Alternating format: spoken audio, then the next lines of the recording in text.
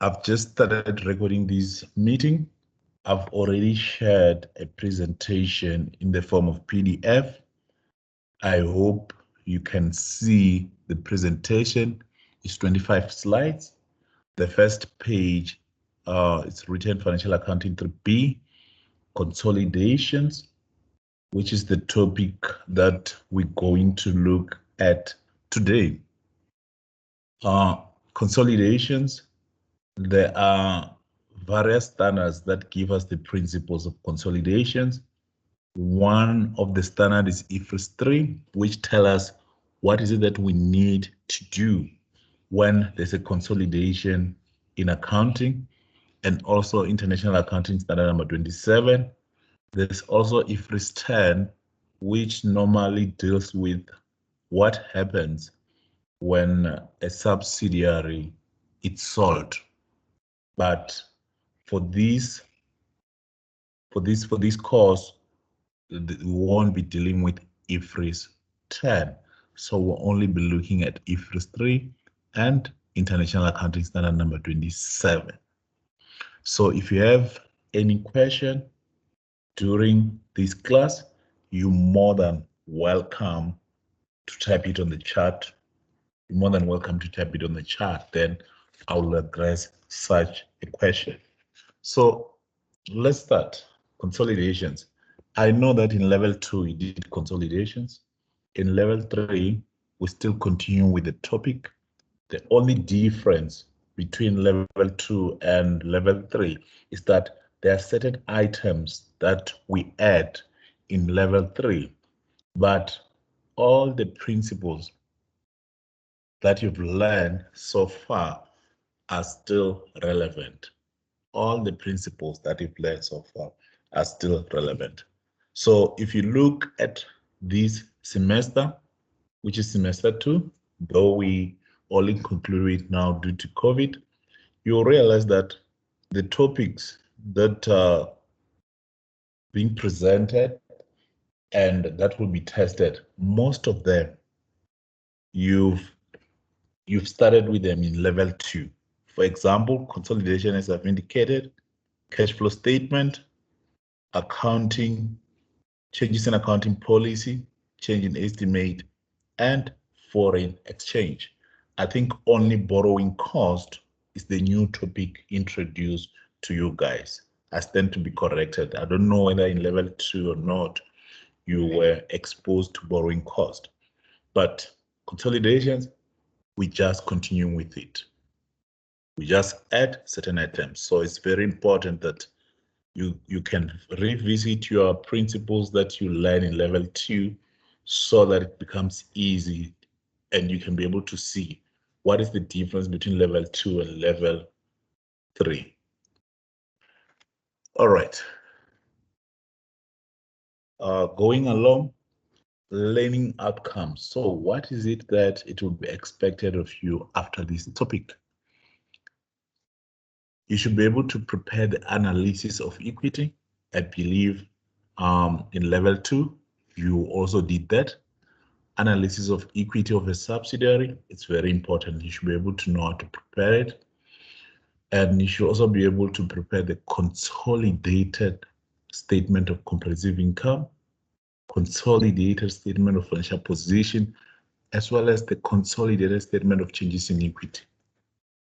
So whenever you receive a question, the question will direct you as what is that is required. Sometimes you might find that consolidated statement of financial position is not required.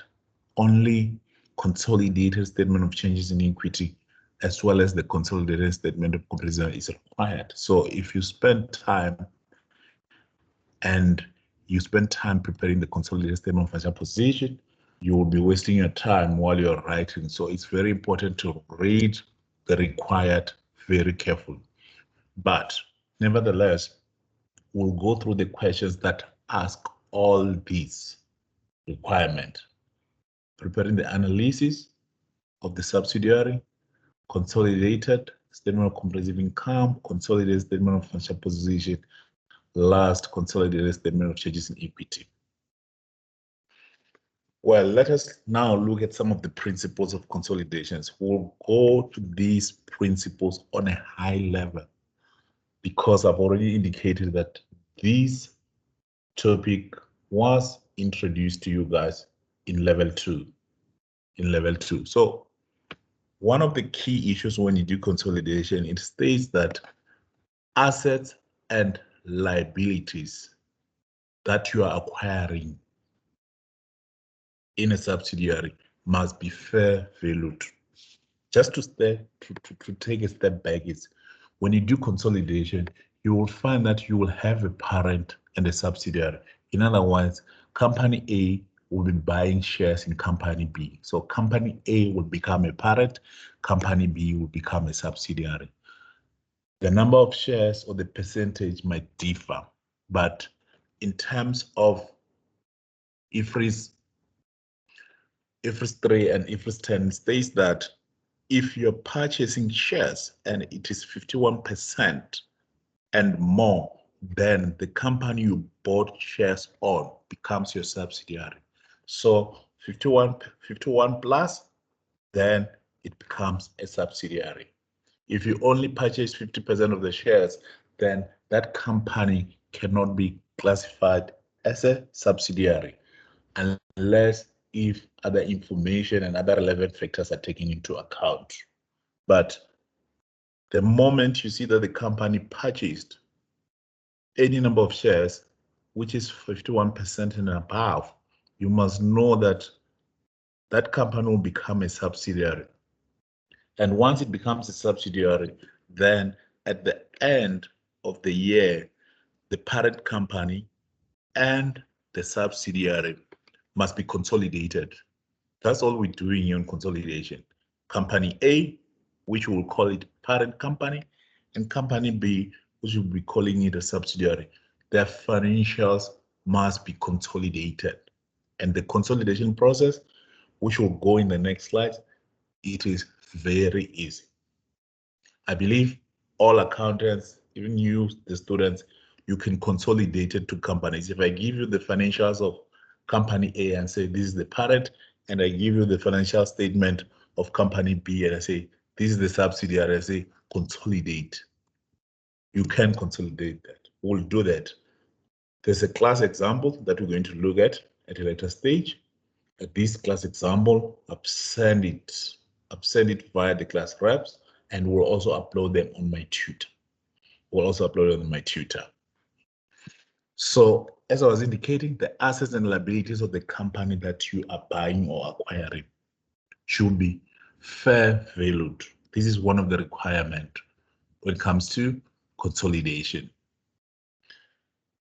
The other thing which is important is that when you're dealing with consolidation, there are important dates, which is at acquisition date, since acquisition, and current year. So as you're preparing the analysis of equity of the subsidiary that you have purchased, these dates becomes very important. So you need to know as to what are you going to do at the acquisition date, what is that you need to recognize since acquisition, and lastly, during the current year, what is that you're going to recognize. So all these 3 dates summarize the analysis of the subsidiary that you purchased.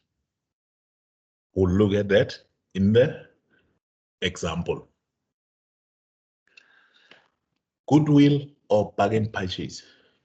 This one is very important. So as you buy a company, you might find that you are also paying certain portion of goodwill, or you're buying at a bargain.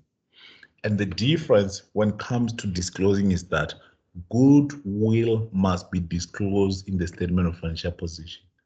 Whenever you're doing the calculation and you realize that you're going to have a goodwill, you must go and disclose it in the statement of financial position under assets. Very important. Whereas if you get a bargain, you must go and disclose it in the statement of profit and loss. So in our examples, example 1 and example 2, we'll explain as to how do you determine whether we have a goodwill or bargain. We're going to determine that. Moving along, non-controlling interest. So the standard tell us that any company can measure non-controlling interest either using fair value or proportionate of share of net assets. Very important as well. So as you read each and every question of consolidations, you need to ask yourself, how is non-controlling interest measured? Is it through fair value or proportionate of net assets? So how will you know the difference? If it is measured at fair value, they're going to give you the fair value amount. They will give you the information that you're reading. They will give you and say, okay, the non-controlling interest was measured at fair value, and this is the fair value amount. But when it comes to the proportionate share of net assets, they're not going to tell you. So if you don't see fair value, then you must use the other method, which is proportionate share of net assets. In this example that we're going to look at it, example number 1, yes, we'll look at how do we calculate the non-controlling interest using the proportionate share of net asset.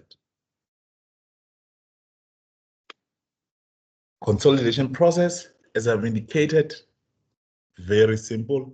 Everyone can do it. I can take a grade 12 learner and say, I want you to consolidate this company, A, which is the parent, and the subsidiary. And I'm telling you, they can do it. So if they can do it, you can also do it. Let's look at what are the consolidation process. All these processes that you see here in the exercise, we must go and do it as they indicate. Let's look at the first one. They say you must combine the like items. In other words, if you have assets, let's say you have PPE in the parent and PPE in the subsidiary, you just add the two.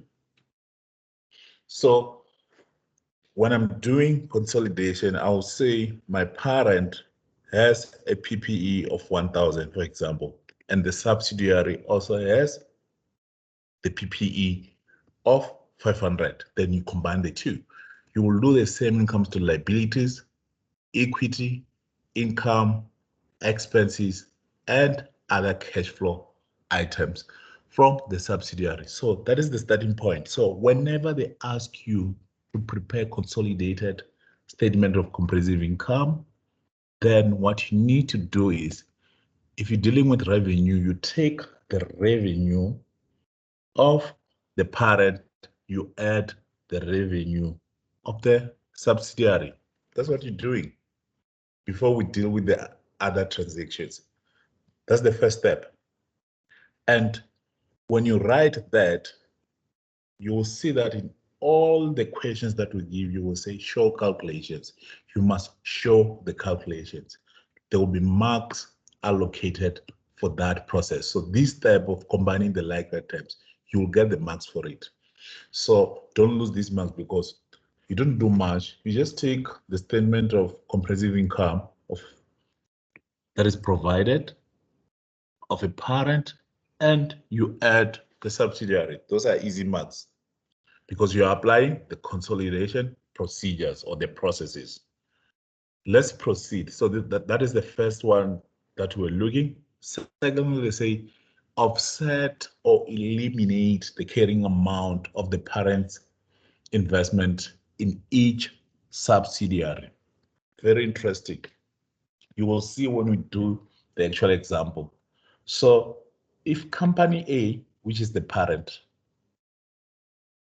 take 100,000 and buy the shares in the subsidiary, then when we do consolidation process, they say you must eliminate that investment.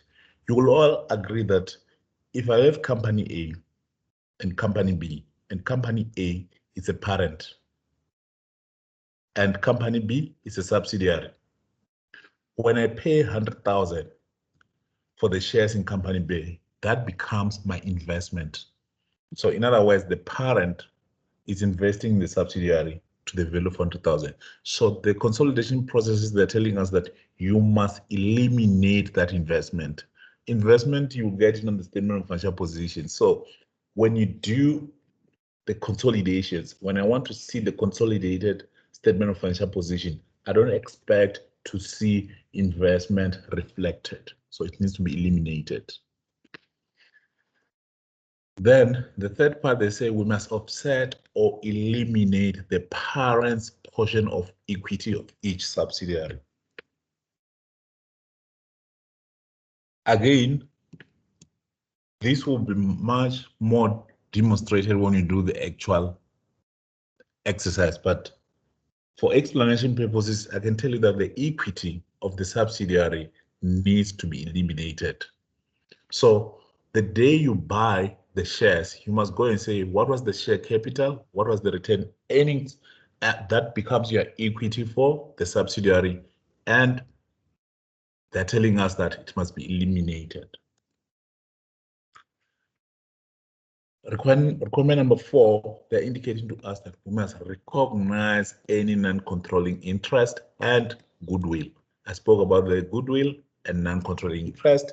Sometimes you can have a bargain purchase. So as you recognize, as you eliminate the investment, eliminate the equity, then you're going to recognize a non-controlling interest as well as goodwill.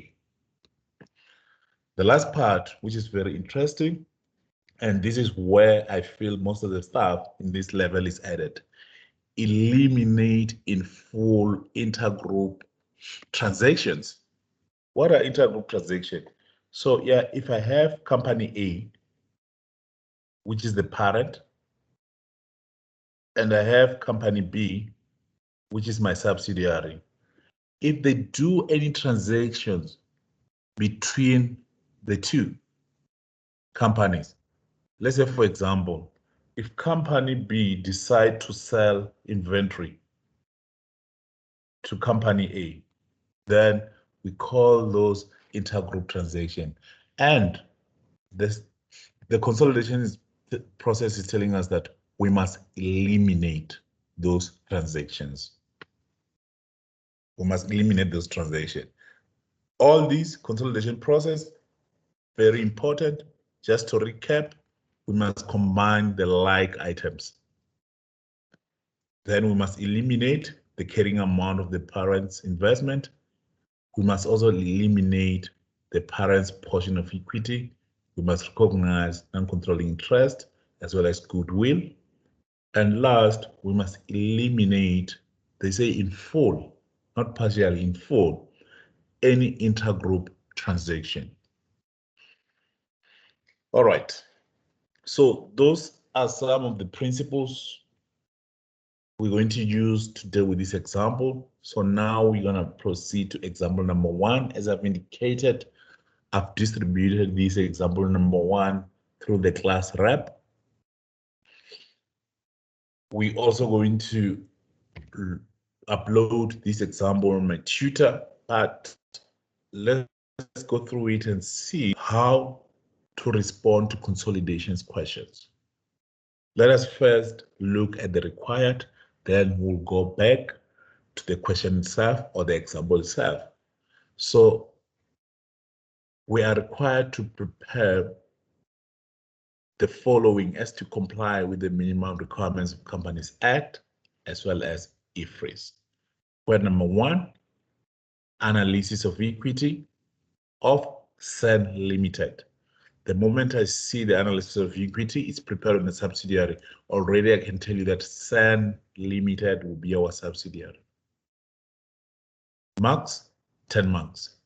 This question, I took it from last year test. It was one of last year test. So the same standard that you see here is the same standard you can expect in an exam or in a test or any assessment. Point number 2, we are required to prepare the consolidated statement of comprehensive income as at 31st December 2019. Point number 3, consolidated statement of changes in equity, 31st December 2019. And required number 4, we're required to prepare the consolidated statement of financial position as at 31st December 2019.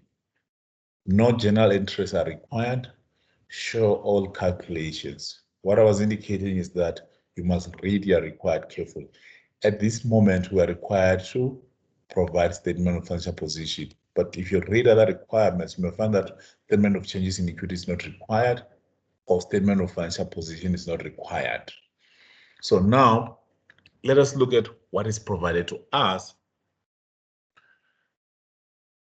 So we're given information concerning Van Limited and Sun Limited that is presented to us. And the next line item is indicated that on 1st January 2017, Van Limited acquired 128,000 ordinary shares in Sun Limited. The financial statement of Van Limited and Sun Limited for the year ended 31st December are as follows. This is very important. So they give us, say, how many number of shares you acquired. In other words, we need to determine the percentage. We want to see that if we purchased 128,000 shares in Sun Limited, is it going to be 51 plus? If it's 51 plus, then it becomes a subsidiary. If it's 50 going down, then it's not a subsidiary. So we're given that we acquired 120,000 number of shares.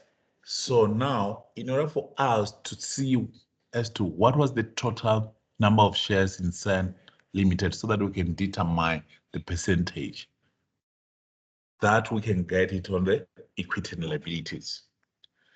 If I come into the equity and liabilities and I see share capital, and I go to the Sun information, it's indicating one rand per ordinary shares. So in other words, I can tell you that the total number of shares that Sun had was 160,000. And coming back here is that 120,000 was acquired out of 160,000. So if you take 120,000 and you divide it by 160, it's going to give you a percentage. And in this case, the percentage is 80%. If you take 120,000 divided by 160,000, then it tells me that Van Limited will become my parent, Sun Limited will become a subsidiary. Van Limited, in other words, acquired 80% of the shares, of the ordinary shares in Sun Limited. I just explained how I calculated it. They told us 120,000. So now I need to know what was the total. I came to the equity under share capital, 1 rand per ordinary shares, 160,000. Divided by 1, it's going to give you 160,000 shares. So if you take 120,000 divided by 160,000, it's going to give you 80%. Now I can conclude that it is a subsidiary. 80% is more than 51%. Over and above that, we're given the assets, as well as on the assets, we have current assets and non-current assets. What I'm more interested here when I'm doing my consolidation is the investment. You can see that the investment amount was provided. In other words, Van Limited purchased these 128,000. They produce 100,000 rand. This is where you get the information. Investment in Sun Limited, 100,000. And if you recall, one of the consolidation procedure is they say we must eliminate investment. So when I go to the consolidation statement of financial position, I don't expect to see any investment in the subsidiary. We'll go through it, through the calculation, through the analysis, but just looking at the procedures and applying it, this investment of 100,000 needs to be eliminated. In other words, when we do the consolidated statement of financial position, as it is one of the required, I can assure you that you won't see any investment in the subsidiary, because consolidation processes say to me, I must eliminate the investment in the subsidiary. Okay, moving along, we given equity and liabilities. We spoke about the share capital. We have asset replacement reserve, the 10 earnings. We'll talk about it in detail. Then we have total equity and liabilities. We'll come back and deal with this line per line item. So for example, if you ask me to consolidate this thing, long-term borrowings, I'm going to take 120,000, add it with 75,000. That is the first procedure of consolidation. So you just add the two, and then you can deal with the intragroup transaction, any other thing that needs to be eliminated. All right, moving along. Statement of profit and loss. This is what is provided. We're given for the parent company, which is FAN in this case, SAN in this case. So if you say to me, I must consolidate for revenue, I'm going to take 1.5 million, add 800,000. That's my consolidation. Then I adjust anything where it is necessary. If I have any intergroup transaction regarding revenue, cost of sales, then you will adjust it properly. But if there's none, then you just add 1.5 and 800,000. That becomes your consolidated statement of profit and loss and other comprehensive income as it is required. Let's look at additional information, and then we'll go and look at the calculations and look at the required as well. Additional information number one, the accounting policies of the two companies are identical. This is very important. Think about it this way. If you have a parent and a subsidiary and the accounting policy are not the same, then it can create a serious problem when you do consolidation, and it might take long.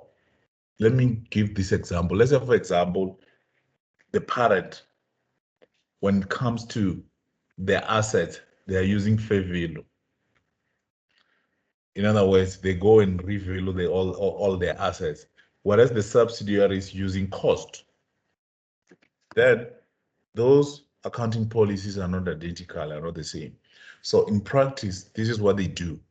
You will find that the parent will issue instructions to all subsidiaries and say, these are the policies you're going to use, so that the policies are identical or more or less the same. And when it comes to consolidation, it doesn't create any problem. Additional information number two, on 1st January 2017, the identifiable assets and liabilities of SAN Limited were considered to be fairly valued. I've indicated about this principle that all the assets and liabilities of the subsidiary must be fairly valued. It's one of the requirements. If they're not, then you must first fair value them, and then you can start the consolidation process. That's how they do it in practice. So if they're not fair value, let's say, for example, they have PPE, which has not been revalued, and it's one of the principles that they use. You take that PPE and fair value it and get the actual fair value, because it's very important, because at the end we want to see, are we buying this business at a bargain, or are we paying any goodwill relating to this business? You will see it in this example when we determine whether we have a goodwill or a bargain purchase. Additional information number three, it is very limited accounting policy to account for investment in subsidiary at cost price in its separate financial statement. So in other words, the parent uses the cost price when they do their financials. In other words, remember, in consolidation, the parent will prepare its financial statement and the subsidiary will prepare its financial statement. And at the end, whoever is doing must consolidate the two, must put the two together. Additional information number four, on 1st January 2017, the retained earnings of SAN Limited amounted to 88,000. And the share capital for both companies has remained unchanged. Remember, I spoke about the dates, and I indicated that the dates are very important. You have at acquisition date, since acquisition, and current year. So as they give you these dates, what we're preparing information up to 31st December 2019. On 1st January 2017 is when this company was acquired. It's when this company was acquired. So they're giving us the amount of retained earnings at that date. And they say the share capital for both companies has remained unchanged. That means for us to get the share capital, then we must come back here to the statement of financial position. We can get the share capital. In other words, the share capital amount was 160,000 and the retained earnings was 80,000. Additional information number 5, on 31st December 2019, both companies had dividends declared and paid of 50,000 for VEN and 30,000 for SEN Limited. These companies also transferred to asset replacement reserve 15,000 VEN and 8,000 SEN Limited. This is very interesting. So when you read this information regarding the dividends, is that both the companies, the parent and the subsidiary, declared paid the dividends. What we're more interested in when it comes to the intergroup transaction, we say if SEN has declared and paid dividend of 30,000, what is our portion as the parent? Remember, we only own 80%. That means 80% of that 30,000 is the dividends coming to VEN Limited. And according to the consolidation procedures, you must eliminate any intergroup transaction. So dividends received by VEN from SEN Limited will be our intergroup transaction. The last part regarding the asset replacement reserve, this is very important. Maybe the question is, what is an asset replacement reserve? So from time to time, the company might have the assets such as building. So they will take money from retained earnings and put it aside to say, in case something happens to those buildings, we're going to use that money to repair or to replace any component of that building. So what is important is that any money, so if they say they transfer to asset replacement, they took it from retained earnings. So now, what is retained earnings? I believe by now we know what is retained earnings, right? Remember, every profit that you made during a particular year, then in order to transfer it to the statement of financial position, you recognize it under retained earnings, right? That is retained earnings. And that's where dividends, when dividends is declared and paid, money is taken out of retained earnings. Very important. Let me repeat this. Whenever there's a dividends declared and paid, you must know that the company went to the retained earnings and take the portion and paid the dividend. So even when it comes to the asset replacement, what they do is they go to the retained earnings that they have and say, we're setting this amount separately in order to replace our asset when there's a need. In other words, to become an asset replacement reserve. And how does this differ from the general reserve? So in the general reserve, normally the money that is there in the general reserve, it is there for various things that can be done by the company. But this one, for asset replacement, we know that that money has been reserved to be used for assets. The next additional information, on 1st July 2019, VEN Limited grant a loan of 50,000 to SEN Limited. If I can just stop here, I can tell you that this transaction is being done between the subsidiary and the parent. And according to the consolidation procedures, it tells me that any transaction of such nature that happens between the two, which is the parent and the subsidiary, must be eliminated. So we must take note of this. And there's an interest charged at 10%. So there's two parts in this transaction. Firstly is the loan. So parent grant the loan to the subsidiary. So just think about the journals that will have been processed.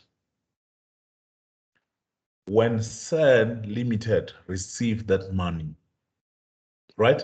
They will recognize a loan to say, okay, we are going to debit our bank and we're going to credit our loan to the value of 50,000 because they've received 50,000 from the parent, but it is a loan, right? So the parent will be expecting that we're going to receive the interest and we're also going to receive our money at a later stage.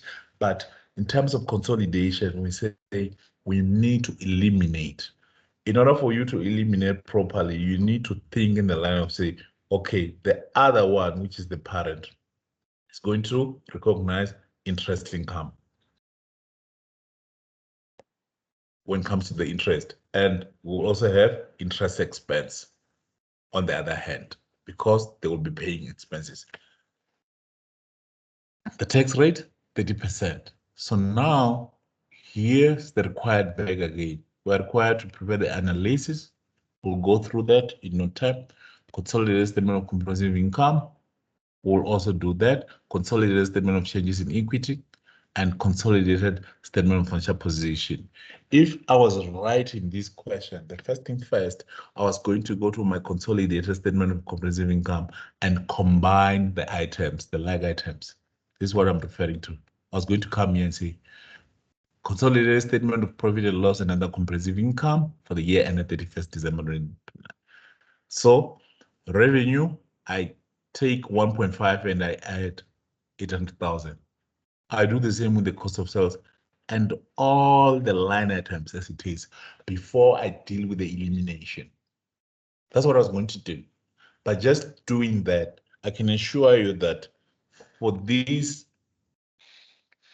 marks allocated here, which is 6 marks, I can get half of the mark by just applying the consolidated procedure. So in order for me to deal with this type of questions so that I don't miss anything, I was going to use this consolidation process.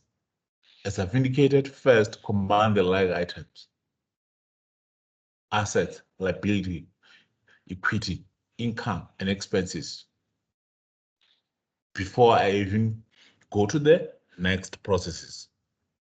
This is what we need to use. First thing first, combine the line items. That can take me long by just combining.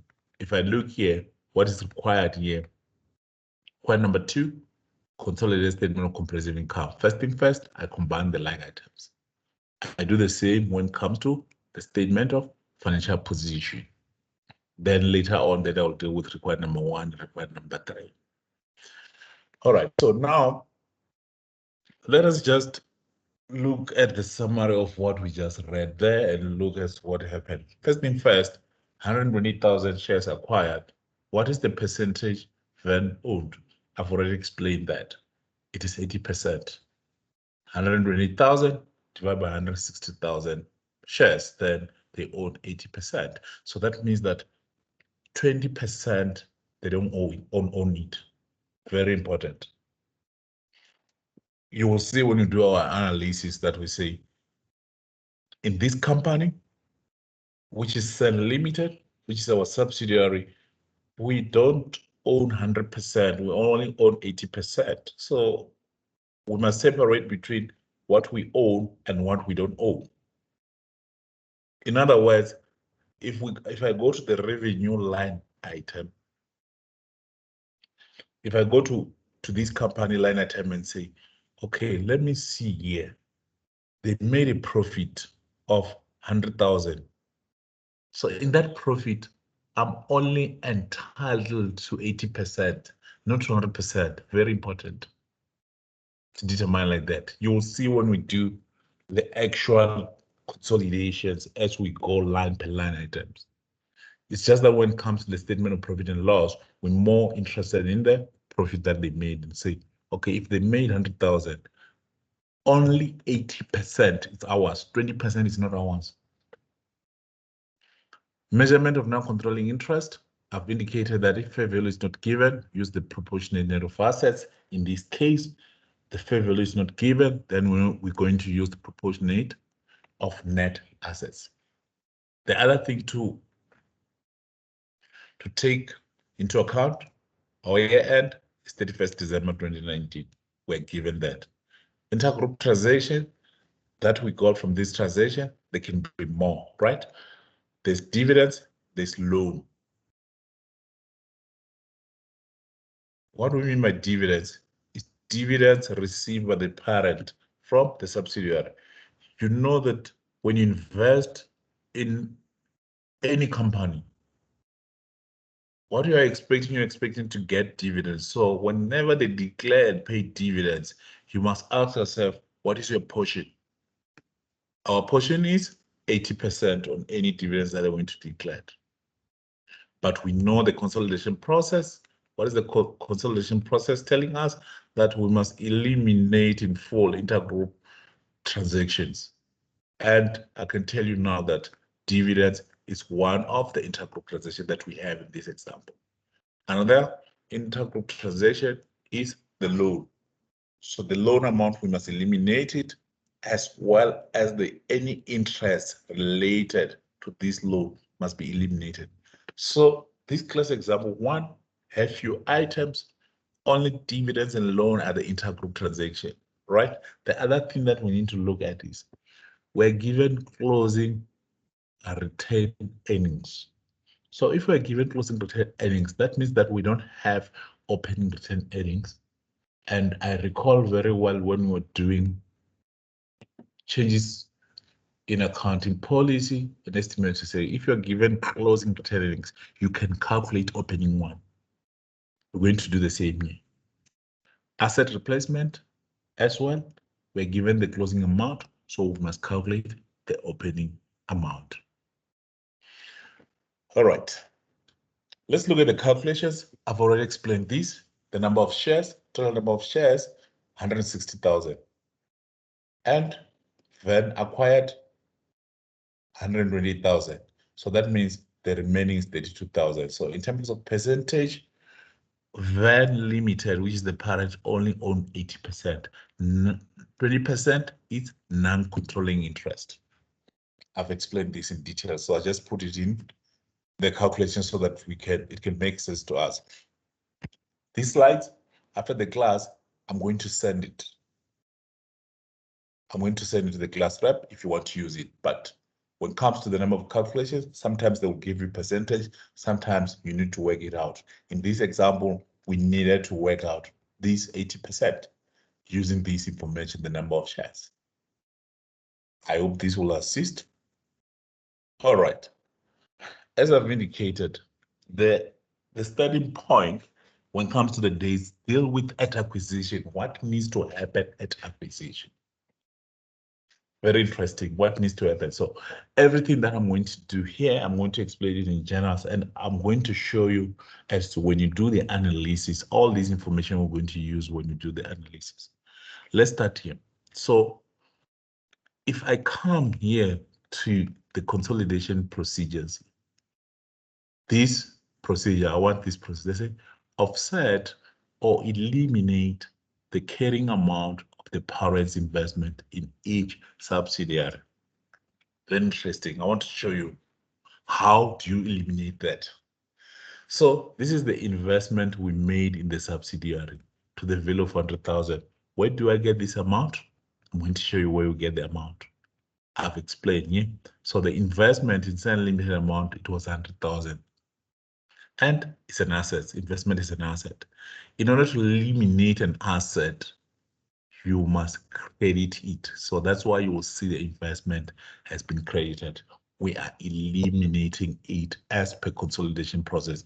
You do that in what we call it acquisition date, on the day you acquire. First thing first, I'm eliminating the investment.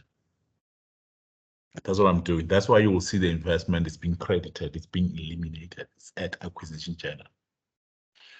Then, if I go back to the consolidation process, again, as I've indicated, so this consolidation process, the more you do it, the more you'll understand it. But I believe by now you know it because in level 2, I think it was taught this thing. Nevertheless, even if it's not taught, that's why we're having this class so that you can know how to apply the consolidation process. So we dealt with this part.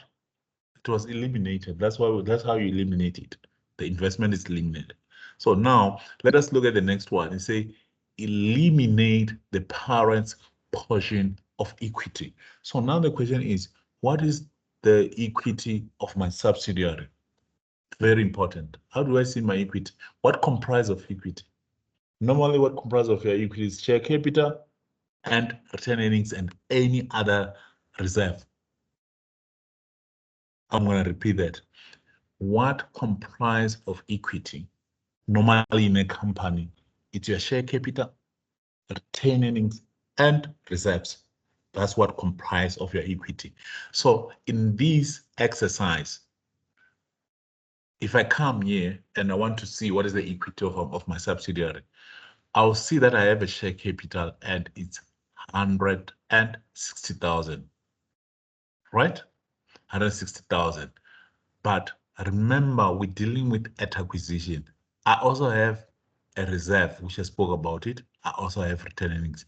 And specifically, that's why I highlighted it. They say these amounts are as at 31st December 2019. And this is what I'm not looking for. I'm looking for the amount at acquisition to say, what was my asset replacement reserve at acquisition? What was my retained earnings at acquisition? How do I get that? If I go to additional information and I come here on additional information number 4, say on 1st January 2017, this is at acquisition. The retained earnings of SAN Limited, which is my subsidiary, amounted to 88,000. So I know what was my retained earnings. And the share capital for both companies has remained unchanged. So this 160,000 was also at acquisition because it hasn't changed on my website. So the asset replacement value, we didn't have any at that moment because this information is silent. It didn't tell us how much was our asset replacement. That means there was no value. They were just transferred during the period or after acquisition. So in other words, if I come back here to my calculation where I was explaining, they say I must eliminate my equity. The equity that I'm going to eliminate is share capital and retained earnings. Very important. So 160, 80,000. You've seen where I got this amount. Share capital, you know that share capital, it goes to the statement of changes in equity, and it also goes down to the equity and liabilities. So by debiting it, I'm eliminating it. I'm following the consolidation procedure. I'm following the consolidation procedure. So now, looking at this transaction that I have here, which I've used the journal to explain how do I eliminate it. Investment, I spoke about it, how we eliminate it. Now is the equity, how we eliminate it. Now, let's deal with the non-controlling interest. Let's deal with the non-controlling interest. As I've explained, that non-controlling interest in this case, there's no fair value amount given, so we'll use the proportionate net of assets. So what you do is you will come and add your total equity. If you add your total equity, the two amounts is going to give you 240,000, and you multiply by 20%, which is what you don't control, then you will get 49,600. 49,600. So if you add the share capital as well as the retained earnings, it will give you 240,000. Then you'll get what we call non-controlling interest. Now, the last thing to calculate is either we have a bargain or goodwill. So in order for you to see that, you must compare your debit with your credit. Before this amount is recognized, then you will see that our debit side is bigger and our credit side is smaller. So the balancing figure will be our bargain purchase of 98,400. In other words, when we're purchasing this company, the total equity of this company was 240,000, but we only paid 100,000 of investment and the portion of 49,600. In other words, so now we got it at a bargain. That's why they call it bargain. So it's a benefit for the parent company. There was no goodwill. And again, I'm going to say it, the bargain goes to the statement of profit and loss. That's why I've indicated it here. It doesn't go to the statement of financial position. So if you go to the consolidated statement of financial position, you won't have any goodwill amount. So all what I was doing here, I should be able to see it on the analysis. I should be able to see it on the analysis. Here's the analysis of equity, which is required number 1. Everything which I was explaining there, it is reflected here at acquisition. Here at acquisition. Share capital, 160,000, the total amount. And because we only own 80%, then we indicate the 80% here. The non-controlling interest, the difference, which is the 20%. So 160,000 multiplied by 80% should give you 120,000. And they did 2,000 on the non-controlling interest. We do the same on the retained earnings. As I've indicated, the total is 240,000. The total is 400. Consideration plus non-controlling interest. Consideration is 100,000. Non-controlling interest is 49,600. I've shown it in the journal there as my calculation. So, but now the question is, when you do the calculation, is there a need for you to pass that journal? Journals are not required. No, you can come straight and do it here on the analysis and use the information analysis as it is. There's nothing wrong with that. There I did journal just to explain, to say, when they say eliminate, what do they mean? So as we indicate, we have a gain on purchase, which is a bargain, so it is not a goodwill. So all these side is what I explained in that journal. I wanted to apply the process as to how do you apply the process. And again, the gain on purchase is not a goodwill, so you won't see it on the statement of financial position. So when you go to the consolidated statement of financial position and you look at share capital, you won't see the amount of the subsidiary. Why is that? Because here on the consolidation process, it states to us that when you do the consolidation process, you must eliminate the parent's portion of equity. That is the reason that you won't see it on the consolidation. So if you go to the consolidation now, you say, but it looks like it's contrary to what you were saying here. I said first thing first, combine the like items. And that's what I said to you. And it's correct because that's what the process is telling me. But when I go down and say eliminate the parent's portion of equity of each subsidiary, that's what it's saying. So in other words, then if I'm dealing with the share capital, for example, if I'm dealing with the share capital and I'm consolidating, this is what will happen. I'll take 150,000 and I'll add 160,000. That's the first step we're doing. And the next thing they're telling you, I must eliminate the share capital of the subsidiary. So I will also less 160,000. So if we go to the consolidated statement of financial position, the only amount that you will see is 150,000. The only amount that you will see is 150,000. So for me to go and look at the statement of financial position, if I go to the solution, I just want to show you that if you go to the solution on the statement of financial position here, yes, the statement of financial position, what they want. So we're talking about share capital. The share capital amount, it's only 150,000 of the parent. Why is that? Because you must eliminate the share capital of the subsidiary. So what has happened here, the calculation is they took 150,000 plus 160,000 minus 600,000, which still gives you 150,000. This is the consolidated part by applying the principles. All right. So now we spoke about the at acquisition, what needs to happen. In other words, everything that we're doing here, we're talking about the analysis. You will see that this first part, I was just explaining about the analysis and also look at the impact that it will have on the consolidated financial statement, either statement of financial position or statement of comprehensive income. Since acquisition, as I've indicated, that retained earnings that was given, this is the amount that is given. If you go to the statement of financial position, this is the amount that has been given. So we needed to calculate opening balance. How to calculate the opening balance? In order for you to have opening balance, let's look at this side first. Let's look at this side. You need your opening balance of retained earnings, which we don't have at the moment. That's why I let it. That's what we need to calculate. Then you add your profit for the year. You deduct dividends declared and paid. Remember I said all dividends declared and paid are reducing our retained earnings or income that we have at hand. Then during the year, there was a transfer to asset replacement reserve.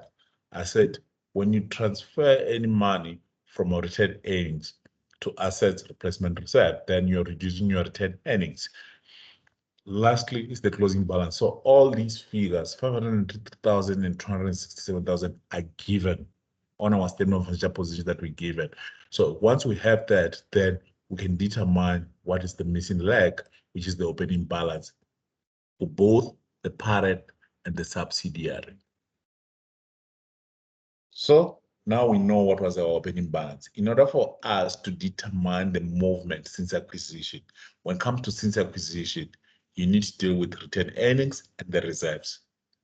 Earnings and retained earnings and the reserves. So I want to see the movement. In order for me to see the movement, I need to go and say, what was my retained earnings? At the beginning, it was 148,900. We just calculated here. And at acquisition, my retained earnings was 88,000. So it has moved by 60,900. This movement is the one that is disclosed here.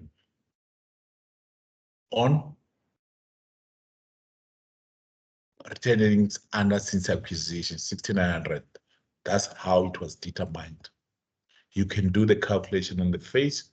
You can, as you can see here, you'll still get the marks. On the other hand, I just did the calculation so that I can explain, so that you can see where we get the 148,900. So 6,900. Now we're at since acquisition. Now you will start using this table. If you take 6,900 and multiply it by 80%, it should give you 48,720, and the remaining is non-controlling interest. We don't control this portion, but this is what we control as the parent.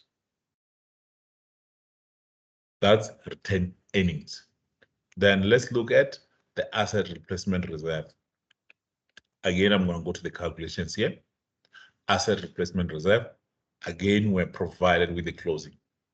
This is what we provided with. We needed to calculate the open for both the subsidiary and the parent. The only transaction that has happened, remember, is just the transfer that comes from retained earnings. So when it comes here, you add it. So if I have 60,000 and 15,000, that means my opening was 45,000. So you also solving for X here as well as here.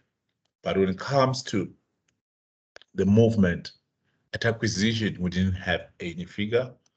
On 1st January, we have 22,000, so the movement remains 22,000. That's why when you come here, you will see that it's 22,000 less nothing, because at acquisition, we didn't have anything. It is advisable that when it comes to the analysis, you split the retained earnings and the reserve, like in this case, so that you can see clearly. When one asks you what is the total amount of the reserve, then it's clear for you to go and get that amount straight. Then if you take 22,000 multiplied by 80%, 17.6, the difference is 4.4, which is 20%.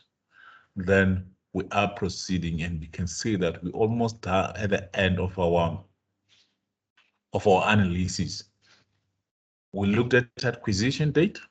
Since acquisition, now we're going to look at current period. Remember the 3 days which are indicated that they're important when you're dealing with consolidations. You need to know what happened at acquisition, and I've explained what happened at acquisition. Since acquisition is just what I've explained now, current year, what needs to happen? Current year, what needs to happen? All right. Now, let's move to current year. Let's move to current year. If you look at my calculation, I started with at acquisition. Since acquisition, where we dealt with retained earnings. Since acquisition, where we dealt with asset replacement reserve. Now, let us look at current year. Let us look at current year. This is the third date that you use when you do the analysis. So this is the last part of our analysis. First thing first, let us look at profit for the year. So if you go to the profit for the year, you will realize that in the statement of comprehensive income, we have a profit of 156,000. Here's the amount here on the information provided. 156, 100. And I've indicated that in that profit, because we only acquired 80%, it means that 20% is not ours. It's for the other non-controlling. We only control 80%. So if you take 156,000 and multiply by 80% of what belongs to us, you must have 124,800. And the difference is 31,200, which is 156,000 multiplied by 20%. So if I go to my analysis here on the current year profit, here's 156,100. I think on the other hand, I only said 156,000. So it's 156,100 multiplied by 80%. So this is what we as the parent owe 80%. Non-controlling interest is 31,220. 31,220. So that was the current year or current year profit. That's how it's calculated. So now let us look at transfer to asset replacement. Transfer to asset replacement under current year, very important. So now this is what I indicated. I say any reserve is transferred from retained earnings. So in other words, our retained earnings first thing first is going to decrease by the amount transferred. If you go and read that additional information, number 5, they say there was a transfer. So in other words, of 8,000. So this 8,000 must go and reduce our income. And at the same time, it must go and increase our reserve. You're transferring from retained earnings, and on the other hand, it's increasing. So you will see that this calculation is more or less the same, except the negative and the positive. So negative reflects that we are transferring from retained earnings, and that will increase our asset replacement reserve. And this is reflected here, transfer to asset replacement reserve. In other words, from retained earnings. So when you come here, retained earnings is going to reduce by that transfer. So if you take 8,000, multiply by 80%, and you apply the same with the 20%. And when it comes to increase 2, you will see that it's going to increase by 6.4 and 1.6. How do we determine that? 8,000 at 80% and 8,000 at 20% should give you that. The last part is the dividends. I spoke about the dividends. That dividends reduces your retained earnings. So if I come here and look that there was a dividends declared and paid by Van Limited, by Sun Limited, the subsidiary. How much is the dividends declared and paid? It is 30,000. Where do I get this information? Additional information. 30,000, only 80% is for the parent, which is 24,000, and the subsidiary portion of the non-controlling interest to be 6,000. In order for me to eliminate, remember dividends, my intergroup transaction. This is the general process. Dividends received by the parent is 24,000. We just calculated it. So it needs to be reduced. So when I go to the statement of comprehensive income under other income, I must see the amount of 24,000 being deducted. Here it is.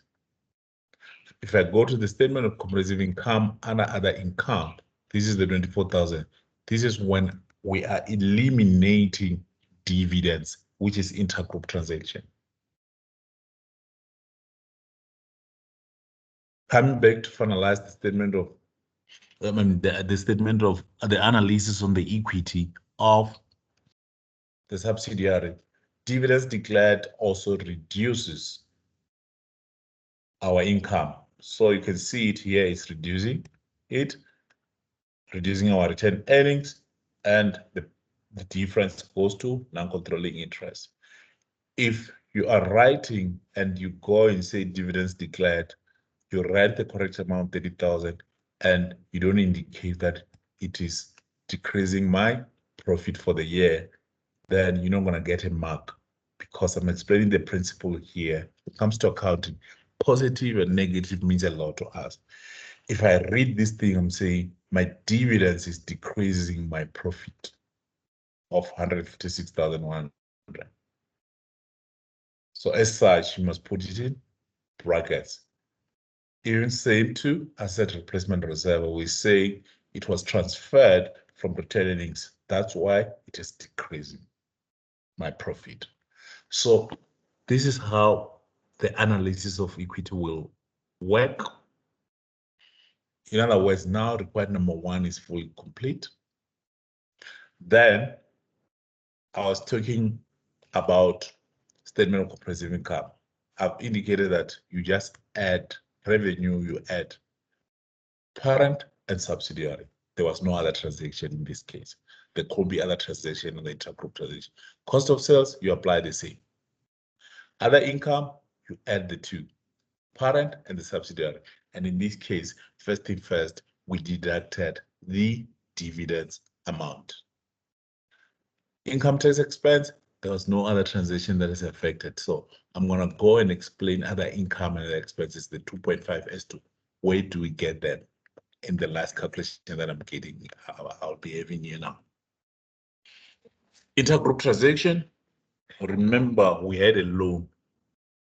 So the parent gave a loan to the subsidiary, and I said that's an intergroup transaction. Let's first thing first deal with the income. So in other words, the parent will have recognized the interest income. Interest income, so all income, if you want to eliminate them, we must debit them. That's what we did here, 2.5. How do we determine 2.5? The loan was 50,000, 10% interest, and the loan, if you go to additional information, was acquired on the 1st of July 2019, which is half yearly. That's why we multiply it by 60 by 12, 2.5. So our income needs to decrease by 2.5, and our interest expense needs to decrease by 2.5. That's how it was calculated. So if I go back to my statement, if I come to other income, this is the interest income reducing, and this is the interest expense reducing.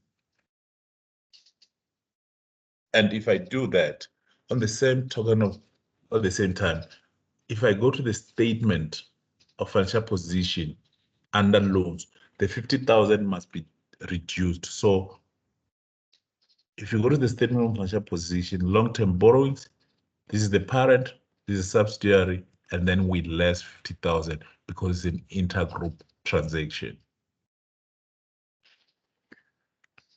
All right.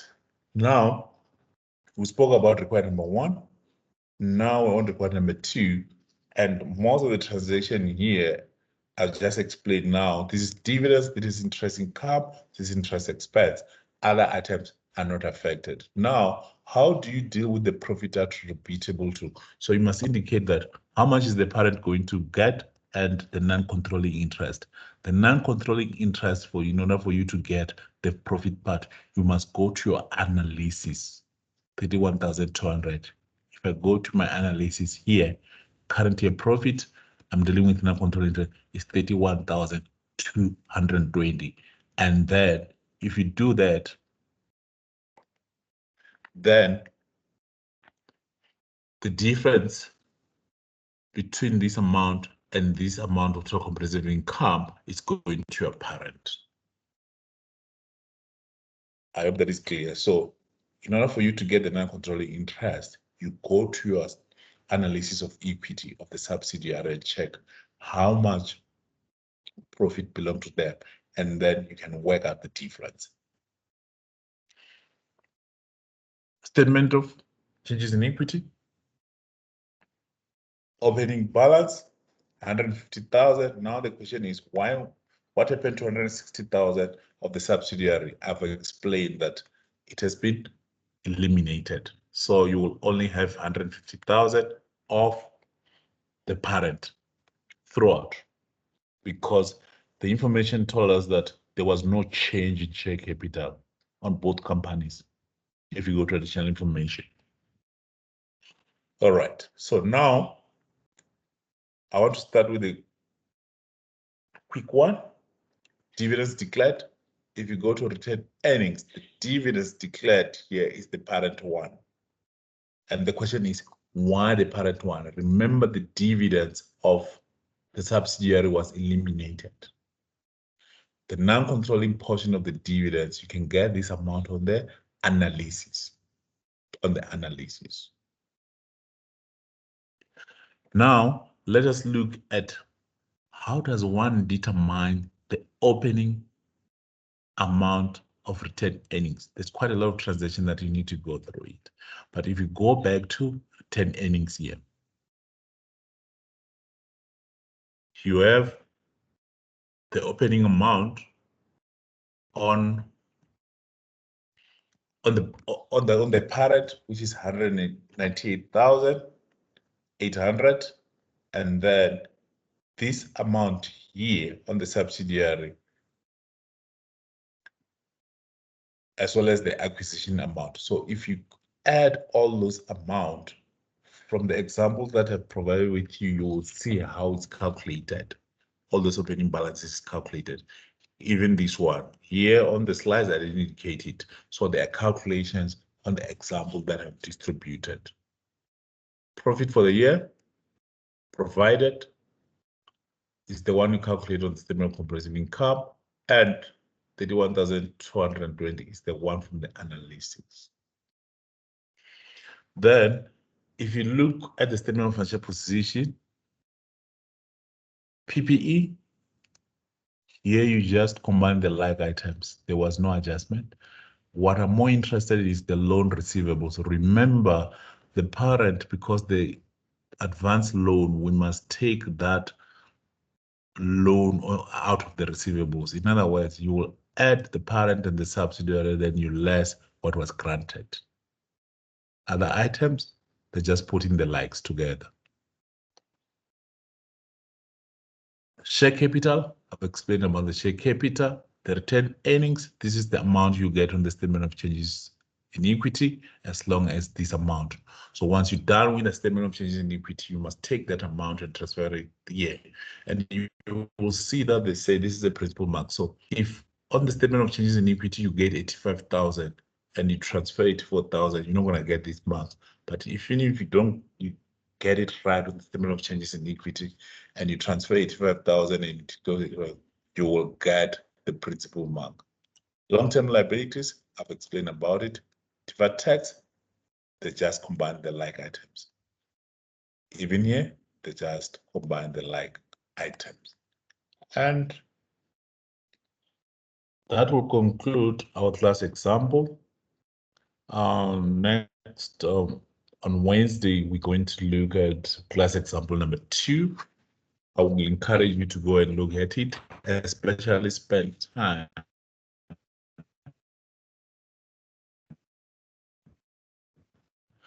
because that will be our. So realize that class example 2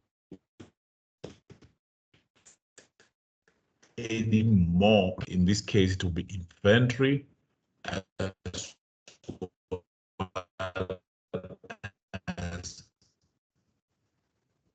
PP. that concludes our class, and I'd like to thank you. I'm going to share the recordings of this class later on together with the slides.